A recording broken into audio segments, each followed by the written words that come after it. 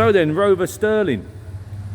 And like I say, I know you don't watch these videos in order that I do them, obviously.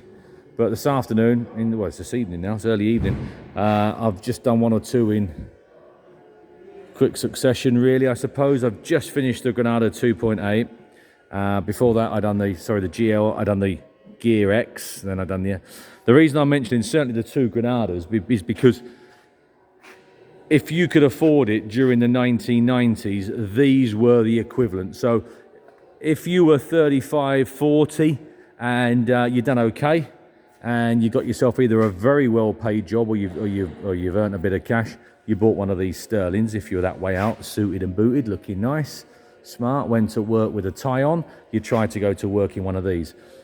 In the 80s, if you achieved exactly the same status, shall we say, for the want of a better word, and you went to work with a tie on and you wanted to look the part, you went in a Gear or a Gear X. These are the 80s version of that car. So there we are, Rover Sterling, 1990s. If you could, if you couldn't, you had to have an 820 SLI. If you could, you had a Sterling. And this is it. This is a lovely car. I'll crank it up for you now.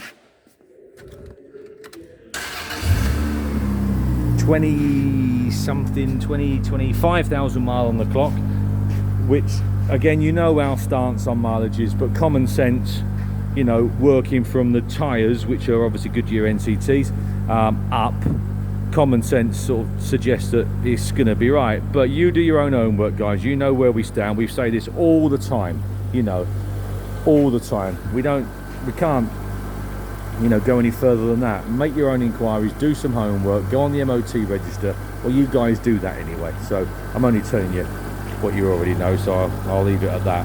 So V6, obviously 4 cams, 24 valves, there you are, VIN number in there. But just standing back, I'll give you a view. You can tell straight away, you glance down at the reservoirs there, they're nice and clear, they've got nice orange liquid there in it. The car just looks right, it just looks right. The nuts, the bolts, the brackets, the tanks, you name it, it just looks right. Inside's lovely. Just a little bit of dash expansion, which I'll show you in a minute. But door cards are all nice, door cards are good. Electric seats, radio phone there, still fitted, period radio, that's all correct. Obviously leather, lovely in there. These were and I've taken a photograph of that down there, your VIN tag. These were very prestigious car, these. Tidy and smart in the boot. The spare wheel has been on, unfortunately, but it's still got the NCT Eagles there, Goodyear. Jack and brace there, obviously. I'll leave all that in there. Perry's, I take it, will be supplying dealer. That's on the front and the rear plates. Again, same can be said. Door shuts, interior and so forth, all in there. Nice, typical period little alarmy protected sticker things and radio coded stickers that we used to put on. Used to come in the dealer pack. You had to do it when you were PDI in them. Memory seats there, nice over mats there which clip in. Very little wear on them, very little wear on the carpet underneath it, very little wear on the seats and the bolsters and so forth.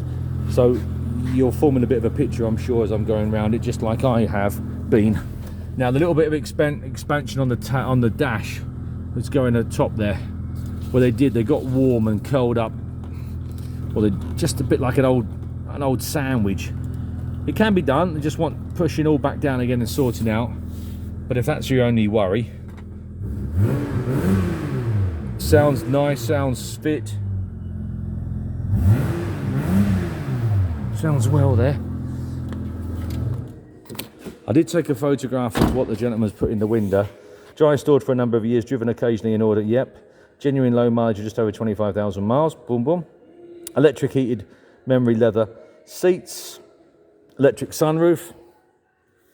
Drives absolutely superb with no known issues, no MOT advisories till May next year. Oh, with no MOT, 23rd of May. I think that's the date the MOT took place, 23rd. So I think it runs until 2023.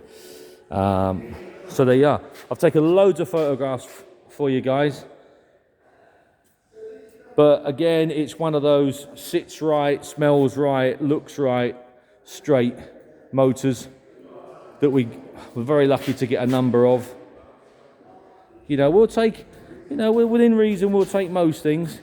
You know, we'll take anything from a dusty old barn find up to a right level smart over there, 9,000 mile Volvo estate, you know, so we'll have a go at most things. But a right genuine motor.